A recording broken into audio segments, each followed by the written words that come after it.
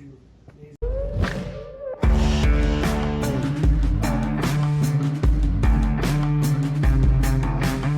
My name's Colin Cash. I'm one of the owners of Built Right Homes. Built Right Homes has been in business for over a decade.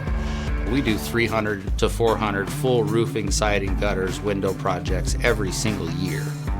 We've worked on over 2,500 homes in the last 10 years, from neighborhoods after Hurricane Katrina to you name it.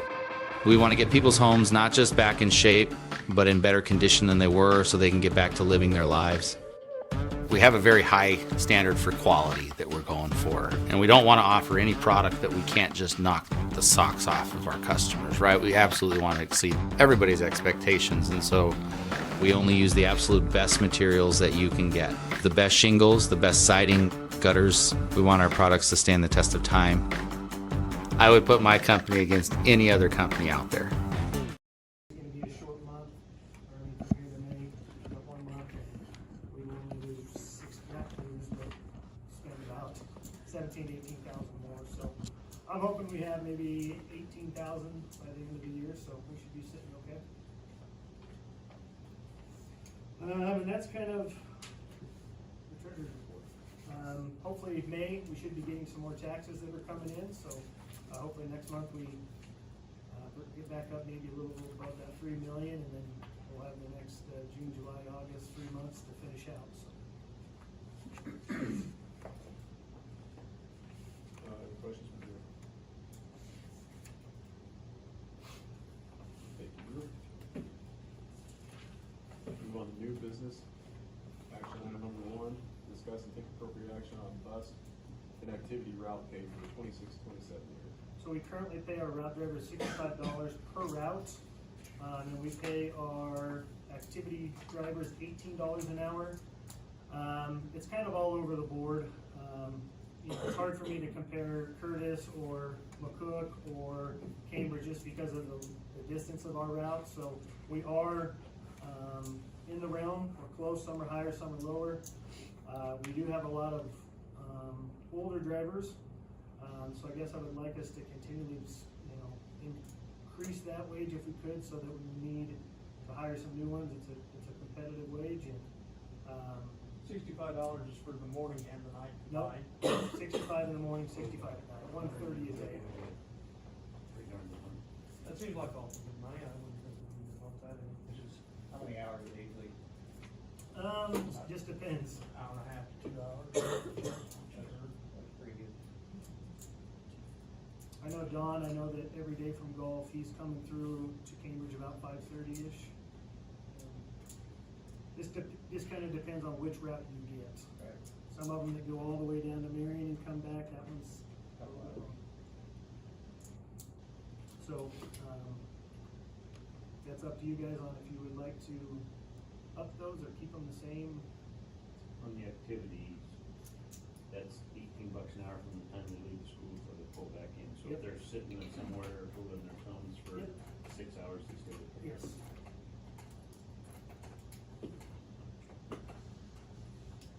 Do you have say, a neutral driver driving most activities, or do sometimes the coaches drive? No, the coaches don't normally ever It- drive. it is a- Yep, and they spread them all out. They kind of do a draft, I would say, where they just, Yeah, they have a meeting. Yeah, they have a meeting, they say, I "I'll didn't know take if the this, I'll take-" coaches did any driving. No, huh? we did get lucky. Gary's gonna come back and take Don's route, or no, I'm sorry. No, Troy's Troy is gonna take his. Gary's gonna be a sub for us.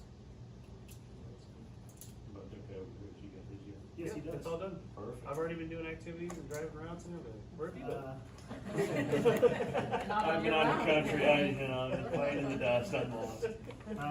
Also, Mike Tinas has his bus driver's license, and he just renewed it, and his wife Lisa has hers, but, I don't know. I don't think she has hers for like a big bus. Hers is more like Suburbans. Is that? No, it's bigger than that. I think it's like. So the level smaller. one, where she can do like the I don't mini think she bus has like the or- CDL, but I don't know for sure. She can't drive the big ones like I had to Stacy. wink on. She can't drive the big ones like Stacy. I guess I would need to, ask for sure, but that's the way I understood it when we talked.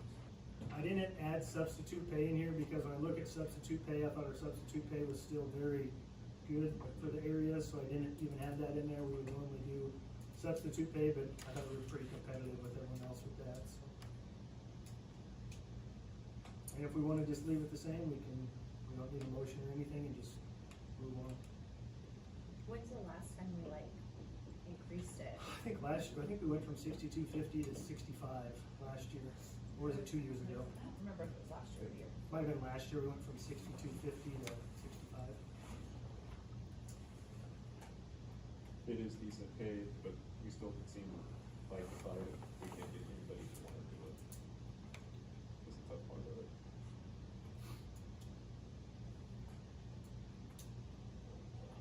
If there's other board members' opinions on it. I think it's fine where it's at. I'm good with where it's at. Do they have trouble getting, bus drivers for activities or anything? Not necessarily, normally, we're okay. That's where we use like the subs, like, this year Troy was a sub. Who else? Bernie still drives. He's routing and activity. All the route drivers for the most part take an activity. It's spread out.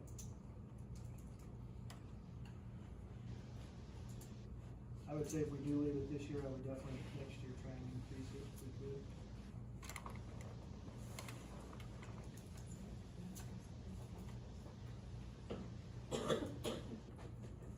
Reverend Denny, you have anything else on it? I don't know, I'm kind of on the fence on it. I mean, I think the $65 per route, but I'm just wondering about the $18. What is our base for everything else now? So if you start here, as a pair, we'd start at $17. Okay, so it is still above that? Yes. Okay. Yep. That makes me feel a little more comfortable sticking with it and not going up. I guess I agree with John, I think it's pretty good money right where it's at this year. Okay. No We motion? don't need a motion on that, then? Nope, I'm gonna vote on it, move on. Motion, we'll proceed forward. So number 2, discuss and take appropriate action on the quote from Kim Search for the chemical treatment of the cooling tower. I'm actually gonna just let Chris go ahead and talk about this, if that's okay. I did put in your packet the quote, you should see the quote, he did give you some information on it, but, Don't pretend, okay, first. I kind of put a little diagram here, so I can kind of walk you through it. In my packet here, I just kind of threw this together before I came here. First picture there is a cooling tower. Where you see your air inlet, that is your coils that we are really concerned about that help cool the building. So those coils run the fluid that run through the building. Those get so calcified that when your air is trying to cool and your water is trying to cool, it can't make it through there. They say if you have 1/8 of an inch on there, you lose 40% of your cooling and heating capacity, and we are well over that. I've done a lot of cleaning on it. These on the back pages here. The first one is where I started it. All that green, nasty stuff is all the scale and buildup. On your second page is after my first cleaning. I don't remember how much we spent on chemical, but I know there was a significant amount of money. And if we were to keep doing that, I could get it all the way clean, but how many times do we wanna do this deep clean? If we get this chemical dispenser, I don't have to go through doing that, it will do it naturally over time.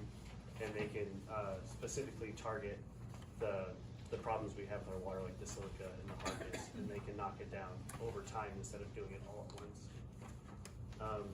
In the quote, it shows pretty close to 11 grand. That's gonna be our setup for everything. That's our starter chemical. That's all of our injectors. That's taking our old stuff out, being able to put our new stuff in, and then be ready to run.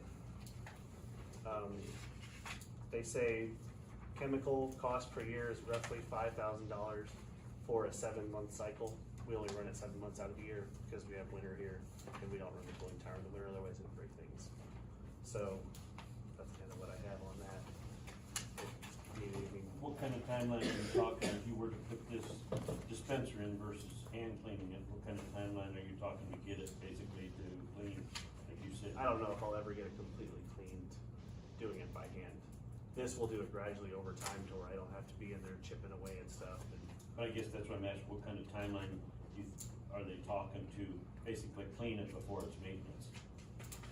I would have to ask on that, I didn't get that, all of that information on that part of it. And that's what I'm getting at, is it gonna take 6 months of this machine working to get it back to where it's Okay. as close as it can be, or is it gonna take 2 years, or is it? It'll probably, I would imagine it would take at least a year, if not a little more probably, than not, cause there's a lot of buildup in there. Yeah, I've seen it. Okay, Is that water, does it come from a well, or does it come from, It comes from the city, it comes right from the building here. and it's got that much stuff in it? So they bring in the skid, they show you how it operates. Yeah, he'll come out here and he'll walk me through everything, installation and everything. I'll do the installation myself, so we don't have to hire somebody for it. Gotcha. It's just cutting out the old one, gluing in the new one. It has a dispenser, it has a probes in there that base out all the chemicals, and then I'll do monthly water testing, send it to them. They'll tell me we need to adjust this, this, and this to combat this, this, and this. They'll do like that. And that's included in all of Yep, this. yep. And is there warranty over the timeline with it? I could ask him about that, I did not ask about it. That's that 5,000 for 7 months of chemical, it's probably a pretty good guesstimate also, isn't it?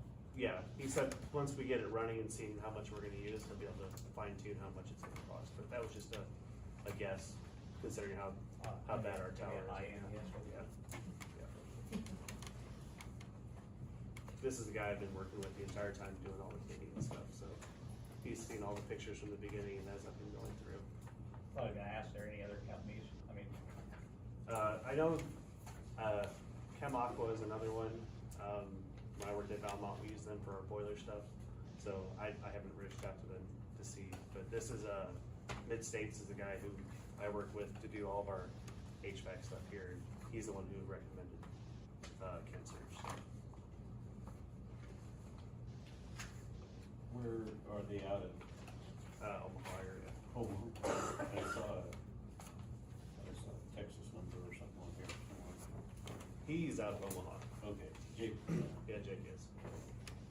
Kim search out of Irving, Texas. Okay, that's what I was wanting them to. Yeah. It's one of those things you kind of spend on it, but you get the efficiency back out of the system. Probably something that has got neglected for a while. Yeah.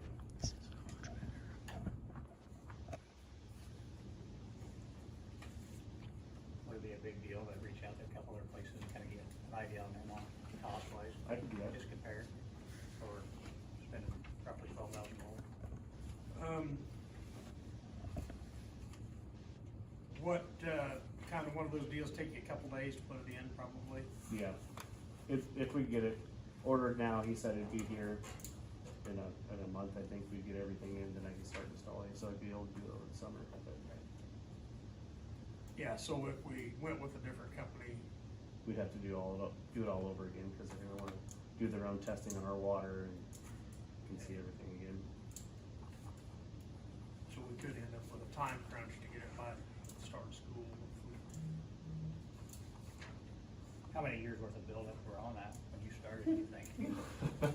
A lot. Right. As far as I know, that they haven't done anything to treat their, Jay told me he's never treated the water in there, so. Right. You have however long Jay was here for. Well, what I'm getting at, you got it cleaned up pretty good now. So we've got. As far as I can see, yeah. So we've got maybe a little time, I mean, if it took that long to get that bad, we don't wanna let it get that bad again. We do have a little time to shop around just a little bit, maybe.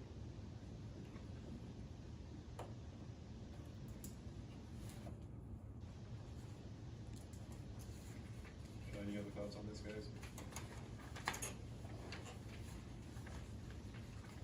I think it's a good route to do something. I'd kind of like to see something done before the summertime when it starts pushing it a lot harder. The more it evaporates off, the more scale you get, because the more the water needs treated. They're a finicky thing.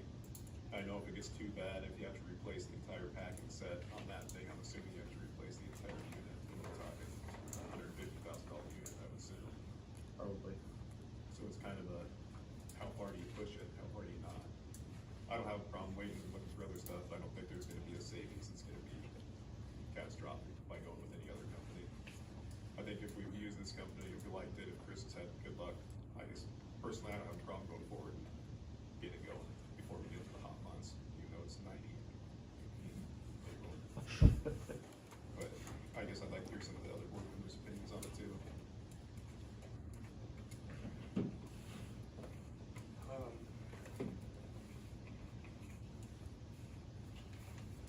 I guess I'm kind of like Jason, I mean, it's not like we're looking at $100,000 purchase. If we do get something, is it really gonna be that much cheaper? And I don't want to run into that issue of not being able to get it here and not be able to do it over the summer and have to, we've got a lot of people in the building. And if we knew that we could approve it next month and still have the time to do it, I'd be okay waiting, but I'd be okay moving forward with it.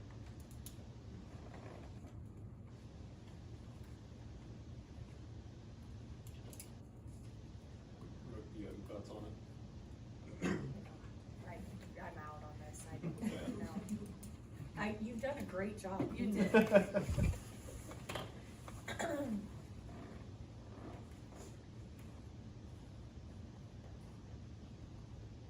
So I guess personally, I'll go ahead and make a motion to go with this Kim search for $10,708.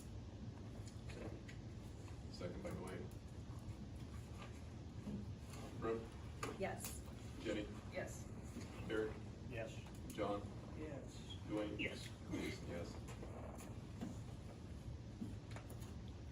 Thank you, Chris, for the information on it. Number 3, discuss and take appropriate action on quote for a new pole vault pit. So those quotes that are in your guys' package, or Mr. Katie came and visited with me about the pole vault pit, and I'm not gonna push this off again, but I'm going to let him explain his experience with the pad and the years that it's been, and the rationale, the reasoning behind wanting to get a new pole vault pit. So You let me get color copies, I didn't realize. No, we do. Keep us. Oh, he got colors Yep, too? Yep. Yes, thanks, Drew. He went all I don't know if I have all of it, but You got the quotes and everything in there? I think there should be. Yep. All right, well, first and foremost, good evening. Thank you for giving me the opportunity to talk to you this evening and present to you. Marie Kennedy, I've been with the district for 23 years now in various capacities. I've also coached pole vault for the past 13 years since its inception to our track program.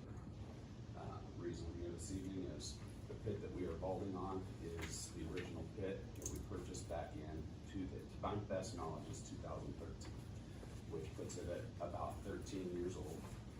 And the average life expectancy of a pole vault pit is 8 to 12 years. Now, first and foremost, I will tell you, it is not unsafe for our vaulters to be vaulting on our pit right now. It is not unsafe. I'll let you pass these down. It is showing the signs of the wear and tear. A lot of the buttons and buckles and stuff have, the nylon and stuff is broken, so the pad shifts around a lot.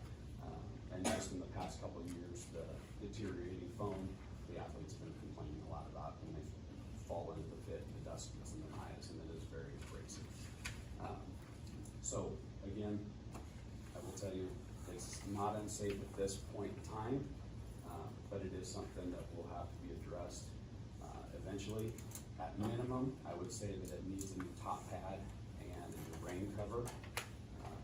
Yeah, I know why it's new rain cover. It's gonna rain again. I know, bad joke.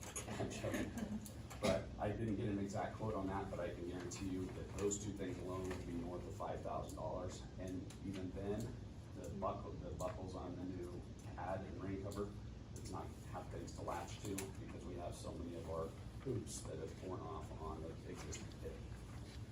So then it becomes a question of, so if it's not safe yet, why do we do it now? Well, the company Guild that makes Pacer equipment, track equipment, they're offering a promotional deal through the month of April that if you buy an S1 or an S4 pit from them, you can pick out 10 free poles. So the 10 poles, and it's any poles that I pick out.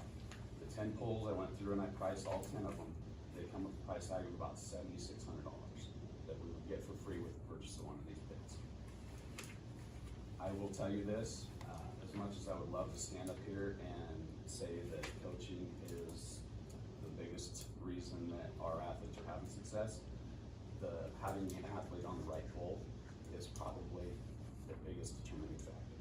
And I will give you an example of that. So a few years ago, I approached all of the conference coaches within about an hour if they were interested in sending me their pole inventories, and I put together packets for all of us. So like Juanita, Hitchcock, us, Arapahoe, Southern Valley, Cambridge, I think Highline's gonna get on board.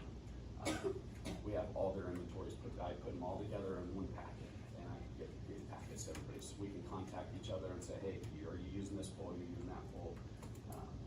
2 years ago, Gage qualified for state as a freshman, vaulting on a pole borrowed from Arapahoe. Last year, Gage went down in one state, vaulting on a pole that was borrowed from Hitchcock County. Alyssa came home with a medal in pole vaulting on poles that were borrowed from Medicine Valley. This year, our kids are having great success. I don't know if you've been following it. We've been very competitive at the junior high and high school levels. I know for a fact, one of the junior high kids is vaulting on the poles that Alyssa's using this year, which are borrowed from Medicine Valley. Gage has been vaulting primarily on a pole this year that is borrowed from Southern Valley. And Brody, actually, it's been really nostalgic for me watching him his freshman year go through Gage's same pole progression. And he's just about back to the pole that Gage qualified for state on, that is borrowed from Arapahoe, which we still have because they haven't had a vaulter that's needed it, and they're fine with us hanging on to it. So I think if it's something, which it is something that needs to be done, it makes sense to do it under a promotion like this to where we can fill holes in our own inventory and not rely as much on other schools' inventories. I still would be willing. I just want to see all the area athletes succeed, and I don't ever want it to be because they're limited by the equipment they're using. So to be able to fill our holes with 10 holes would be a huge deal. And there's interest coming up too. My son's been coming to practice. He's so excited for next year to get to compete. And if you haven't seen Mary Hammond's Facebook post of Riker vaulting over Hill, you got to check it out. It's really cool.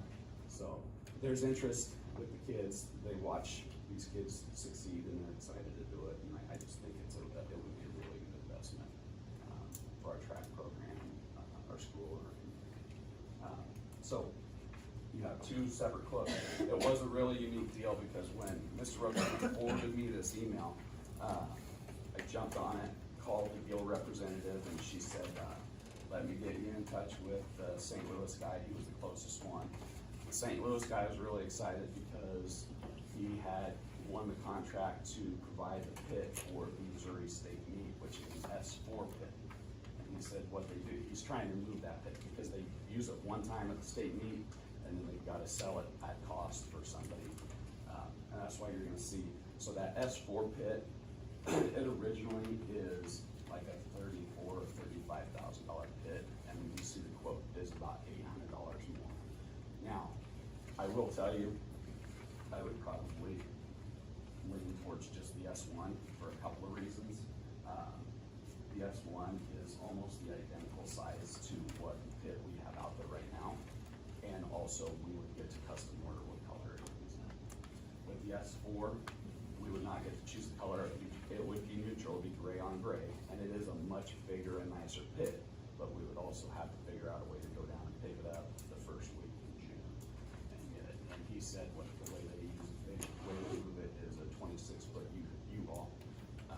And I would be willing to drive down and get it, but I think that would be excessive. I really do. I mean, it is a bigger and nicer pit. We just don't need it where we don't host competitions. We're not, a big school. It would be excessive. But those are the two quotes that I have for you this evening, and I thank you for your consideration. When you talk borrow a pole, Yeah. Do you have to shuffle them back and forth, or do you Yeah. borrow them and use them for the whole year, or do you? Just shuffle them back and forth as we need them. If you borrow them from somebody and somebody else needs them, you, Yeah, I make sure to contact schools at the end of the season and say, hey, just a heads up, we still have this pole of yours, you need me to run it back to you. Most of the time, they're like, nah, if I need it next year, we'll get it. but I mean, done." through the year, during the track meets, do you have to trade them off and use them? Like, if you borrow one from them, do you have to get it back to them if they need it, or how do you? how do We you work haven't your borrowing? run into any situations where our athletes are vaulting on a same pole as another school's athletes. I don't like to do that. If an athlete is on a pole, that's their pole. I'll give you an instance, last year at the Kearney Indoor, Ambi was competing. Again, it was down to her and this other girl, and Ambi had bumped up a pole, so she wasn't using the pole that she began on, and this other girl's blowing through her pole. She's put too much energy in, she didn't have the next bigger pole, and Ambi said to her coach, she's like, she can use this pole, I'm not using it, and the girl ended up beating Ambi using her pole. And I was really proud of her for doing that, because I don't want my athletes to feel like they wanna win just because they have the right equipment. I want them to win because they're better vaulters, so. You said, also, to fix ours, you would basically have to recover the whole thing. There's a top mat that goes over the whole, so the bigger ones are on the bottom, they clip together, and then there's a top mat that kind of ties them all together. And it covers everything. Yeah. You'd have to replace that. Oh, yeah. And then you have to buy a new rain cover Yep. for it that covers the whole thing. Yeah, When you're at talking. minimum, we need that, it's gonna be north of $5,000 for those two. I didn't get an official quote. I just checked. And like I said, doing that, we don't have a lot of the hoops that are on the big mats, the nylon is broke and the hoops aren't there, so there's nothing to clip them to, so. How many pole vaults do you have this year? I haven't followed it. Well, I have High three school, of them high here. school. I have three of them here right now, and Chris, his son is also vaulting, and Helen are walking through vaulting also, so I'm just. Five high schools, how many junior high? I think they've got 6 right now, so. Where do we store this at? Football shed? No, the big. No, we're- the concession stand. shed.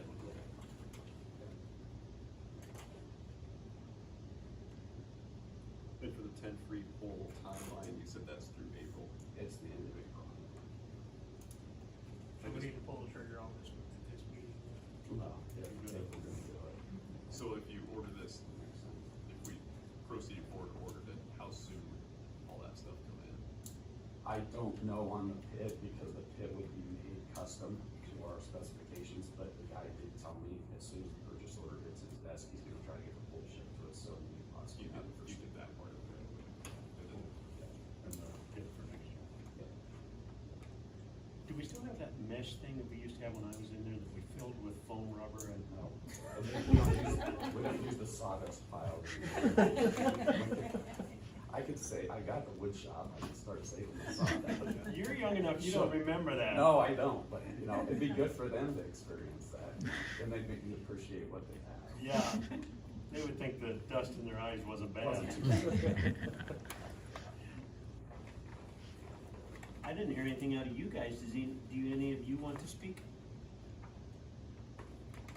Be nice to have, poles that we can have on hand without having to worry about, does the other school have what we need? Be nice to be able to just go out there and grab the pole that we want, have it on hand. I did just reach out this morning to,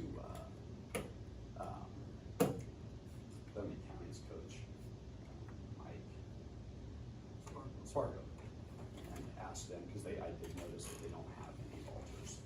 And I just said, hey, would you be willing to loan us poles and check with his, AD or superintendent? And he said, what poles you need? And they actually had one that we've been looking for each of 15-foot, 155. So we're gonna get that from them. Hopefully that helps Gage get his. Which, like I said, it's been really awesome that the area school and Bolton want to work with each other, help each other out. Because that just, being a small school, you can't afford huge pole vaulting for the big schools. And this S1 pit, is it about the same size as the one we Yes, got now? it's almost identical to the We haven't had size. any trouble storing it and all that. No, it'll fit right on our pad, and it'll store about the same as what ours does.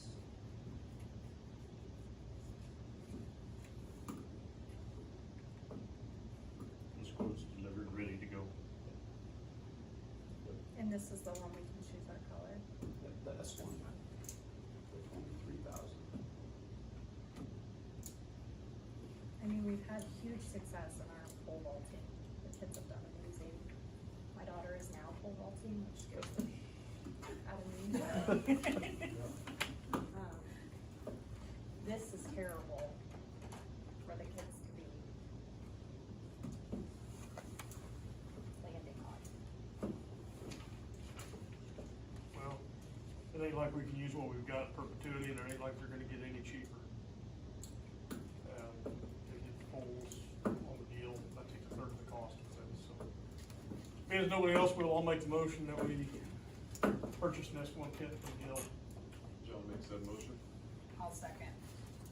That was I'm Jenny. sorry, Jenny, okay. John motion, Jenny second. Brooke, Yes. Jenny, Yes. Derek, Yes. John, Yes. Dwayne, Jason, yes. Thank you, Rudy. Yes. Presenting.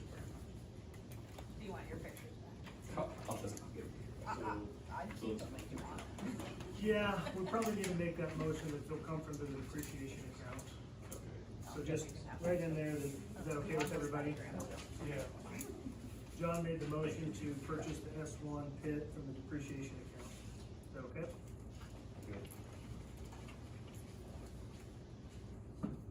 Thank you, Valters, for coming too and supporting your coach.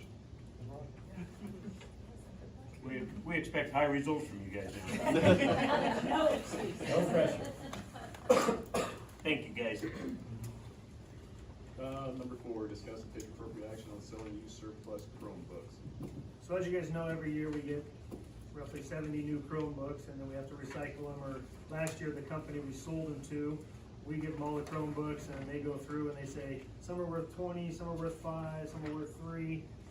I'd like to give all of our kids or patrons the opportunity to buy Chromebooks first. We would set up a link where they could come and buy them. Whatever we don't sell, we will send to that company we did last year, and I'll have Jody try and put the nicest, best ones that don't have issues here.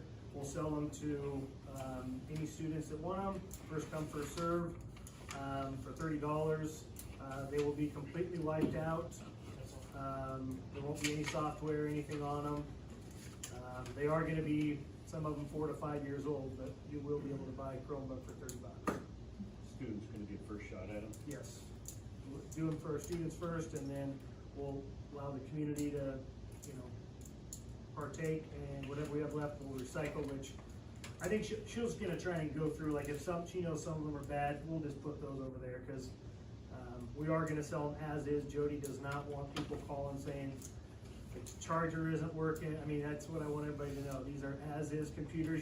We'll have them set up over here. You can come and look at them and turn them on and do whatever, but after they leave the door, it's gonna be a done deal, cause they are old computers and they're not worth very much to start with. At the end of the day, it's a $30 computer. Yeah, so we would start with the kiddos and then reach out to anyone in the community, and then whatever we don't sell, send off to that company that bought it last year. Okay. So we need a motion to approve the sale of our surplus Chromebooks. Dwayne motions. Second. Second by Derek. Brooke, Yes. Jenny, Yes. Derek, Yes. John, Yeah. Dwayne, Yes. Jason, yes. So superintendent's report, our 97 coach bus will sell on April 29th on auction time. I think we've been getting some calls inquiring about it. It'll sell then. We have some other surplus items that we couldn't take to Holbrook, so we're actually having Dennis Young sell them on May 2nd. We did sell 2 items at the Holbrook Lions Club auction that I think we brought $200 in, something like that. One was an aerator, another one was a cedar, so got a couple of that stuff done. Chris has also been cleaning up and getting rid of stuff that's we don't use, and I think he sold about 3 or 4 trailer fulls worth of stuff out. Just junk and old stuff. Keep going. Mr. Springer went home sick today about 1:30 today. We are doing our semester test incentives again. 612 schedules are being completed right now. All the kiddos came in and put down what classes they wanted. I think everything's in good shape except just a few certain classes that only had a few, so we might have to do like a distance learning with some like pre-calc and some of the higher level classes that we only have a few in. But the rest of the schedules are good to go.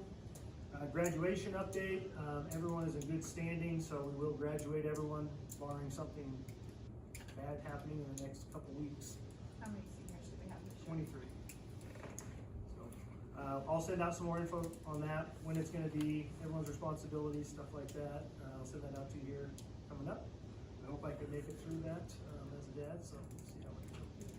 I'll just have to tie my toes. We'll make sure we have extra Kleenexes for you. I'll let Mrs. Freeze talk about the last two, and then anything else she hasn't heard lately. Okay. Okay, professional development day on March 23rd. I had to think, what was that? That was a long time ago. We did a 1 o'clock dismissal. When we have been going to the ESU for MTSS leadership, community of practice days, the leadership team. So that's a handful of teachers from the elementary and some from the junior high school on the leadership team. And then we go to the meetings with NDE and our ESU instructional coaches, and then we come back and kind of share with everybody else. Does that make sense? And at one of our community of practice days, we were kind of going through some problem statements. All right, what is the problem? What problem do you see at your school? Why is it a problem? And just kind of taking it through. And one of the problems that some of the teachers on the team kind of felt is that maybe we aren't doing a great job with differentiation. Whether that means moving kids up or, you know, moving kids down or whatever we need to meet them at their level and to make sure that they have what they need. So we decided on that day, on that 23rd, that's what we were gonna focus on. And so we did a professional development on differentiated instruction within the classroom and what that looks like. And then we also spent some time looking at our HAL policy and our gifted policy and talent pool, and making some decisions on our cutoff scores and just our procedures in general, and just kind of had a really good discussion that day and got some things going.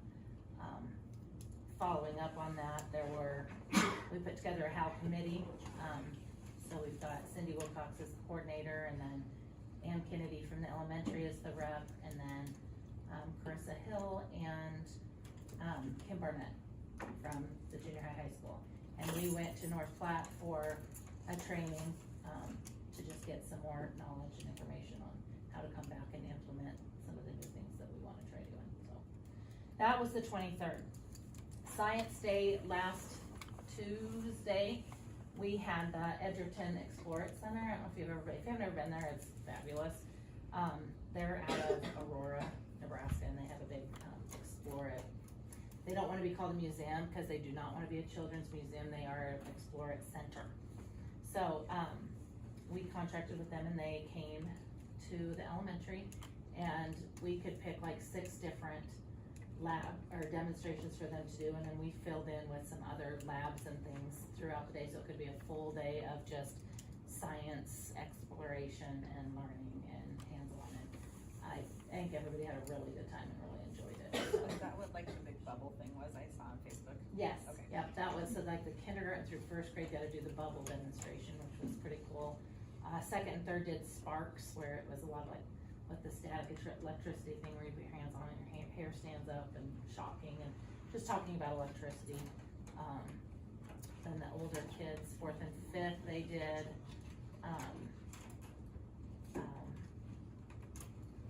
vibrations. Theirs was some of their science standards in 4th and 5th grade were on vibrations, and so Sasha was like, "Oh, can we please do that one?" So that was one that we did, and then we also did one on movement, like hovercrafts, and I can't remember, like just that it's easier to move a sled with, you know, something underneath it than just pushing it on the ground. And anyhow, so it was really fun, and just really liked it. We used some HAL grant money to pay for that, and then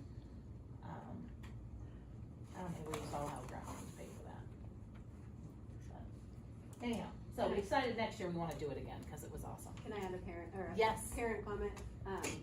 I appreciated from a parent's perspective having that for kids. My kids aren't always excited to tell me about school. It's like, they're not excited to talk about it. But both of them wanted to talk about Science Day. Awesome. And it was fun for them and like talk about specifically what they did, and so I Okay. appreciated it from that perspective. Thank Awesome. you. It's definitely something we want to keep doing, so.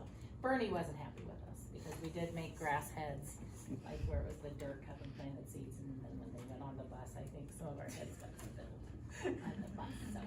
I don't know if Bernie was terribly, and then Cloud Dough, we also made Cloud Dough, and so that might have been all over the bus too, so. Anyhow, we'll try not to be so messy next year, but it was very fun, it was a great day. Oakland's grass is growing, just so. Yay, good. So we made it out. You guys have a field day coming up, track field day? We do, it is on the 14th of May.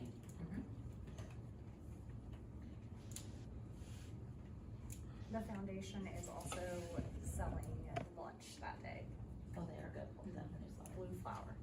Okay. Speaking of the foundation, I guess I maybe forgot too, if you look at the front of the elementary school, it has a new window perf on it, similar to the one that's out here. And after we put it up and I sent it to the foundation, they're like, well, you know, can we do the south doors as well? So, we have that in process as well as doing the south doors as well. So the foundation is, said they would like to take care of that. So, Looks really nice. Speaking of that, how is ours holding up on this winter? I think really good, yeah. Peeling or anything? Nothing I'm aware of, so. On the 97 coach bus, when were we gonna submit that out on the nursing network? I did. No. I got about 2 people that asked about it. No one really ever gave me a bid. They inquired about it. I started off with 20,000, came back with 10. No one really bid on it. I'm trying to think who the 2 schools were. I had 2 schools that were interested in it. No one ever bid on it really, so. A million miles on it, I don't know. Yeah, I don't- 1.3. Is there a price point that we're comfortable keeping it with a backup? I mean, I don't know, I guess I'm, anybody else have I'd those be thoughts? kinda running Where are we with gonna put it? that. Storage and I thought we maintenance. talked one time that we thought we had room even with the new one. Yeah, there was talk that they could get them all 3 in there, but I've gone down there and seen them with all 3 in there, and it's pretty packed in that building. And during the summer, we put our school buses. I talked to the guy and I said, how many of you sold? Then we talked to Purple Wave, then we talked to this guy, and they said they sold, I don't know, quite a few of them, and they range from this same type of bus between 12 and 18,000. I can't tell you that's what we're gonna get, but he said we've sold multiple buses that are in this range. Purple Wave doesn't charge commission to schools, but then I've also heard that people, because they have to pay for the commission, so then they don't buy it for as much, so.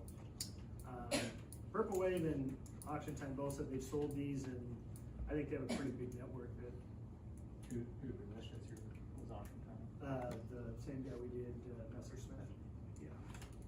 So I think it's pretty much same commission, but I guess I don't wanna keep it and for some reason happen, or try and put more money into it, I guess, but I'm hoping it sells well. I never got anything back from any other superintendents in the state, besides 2 people did call in about it, but then that was as much as they wanted to know. I guess on the keeping other buses, I can see when we do a yellow bus, that's probably a good option to keep 1 or 2 old yellow buses around, especially for the little that they sell. I was even surprised how low that little bus sold for the other day. Kinda sad, but that thing has a few more miles on it than I thought it did too. The next yellow bus that we do get is gonna need to be bigger than 42, because the bus that comes from Indianola back to here, we are packed. Like, it is full. Which is good. Part of it's daycare, part of it's just the fact that we have a lot more younger kids in town right now, but, when we do get a new yellow bus, that route bus that I think it's Don's, and then I think he goes up north and does whatever, but when he takes them from Indianola and brings them back, it's full. They're 3 to a seat little kids. Like if somebody calls and unexpectedly needs their kid to ride to Bartley, we have to say no, cause there is not 1 spot. Yeah. We're talking 3 to a seat. It's a 42. And I think the next biggest one's a 48, and then I think after that you get up bigger like Stacy's, it's like a 56 or something like that. in kindergarten orientation was the other day, you said that's 30 kids for that? That's awesome. Yep. It seemed like a lot of people. Yeah, I kept like having to like full Yeah. tables. Like, That's pretty good man. considering we weren't supposed to have a school by now. And you'll get a few drop-ins anyway, too, probably. Yeah. There is something new legislative that got passed that, we do have this example, there's a kiddo that's optioning into our school. They already have brothers and sisters, and even though he has an IEP, we have to take this student now. It's gonna go into effect July 17th, so I could deny him now, but July 17th, I gotta take him. Because families coming here. Well, they already have brothers and That's what I mean, sisters, yes. because family members are coming here, so we have to take the whole family. No matter what disabilities or needs or whatever. We used to be able to say no to this one, but take Right. brother. Mhm. That's changed. This one wouldn't have even been born when we accepted the original, you know, so No, it's you just wouldn't kind even know, but. of, yeah, so, I see they voted down the reading proficiency requirement. Yeah. yes. It was close. Goodness. I don't know, are they coming back though, for a couple more days though? I thought that they were coming back. I don't think they voted it down, they might. No, but I think they're coming back for a few other things I thought, but I don't know.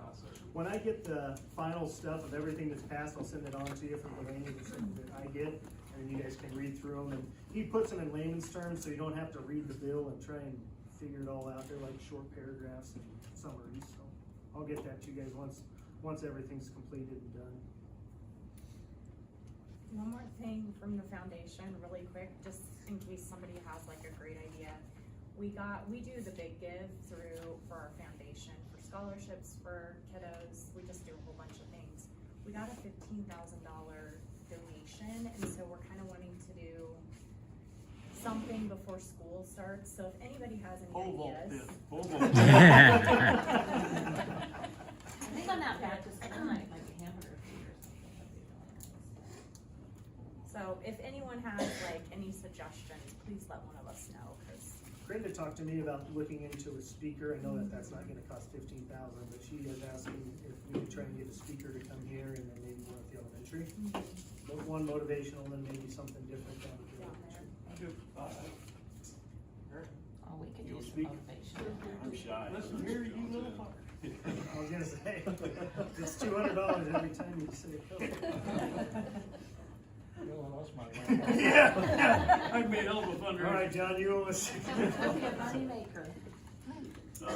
Anything else for Tara or Drew? Anything else from board members? Has Mike been coming in at all? He was actually in this morning. Came in this morning for a few hours and then next Wednesday he's gonna be back and then let's. We have our fifth grade transition where our fifth Oh, graders yeah. will come up here for a while in the morning, and he's gonna come for that, which will be nice. Upcoming date and time, next regular meeting, Monday, May 11th at 7:30 here at the library in Bartley. If nothing else, the motion to adjourn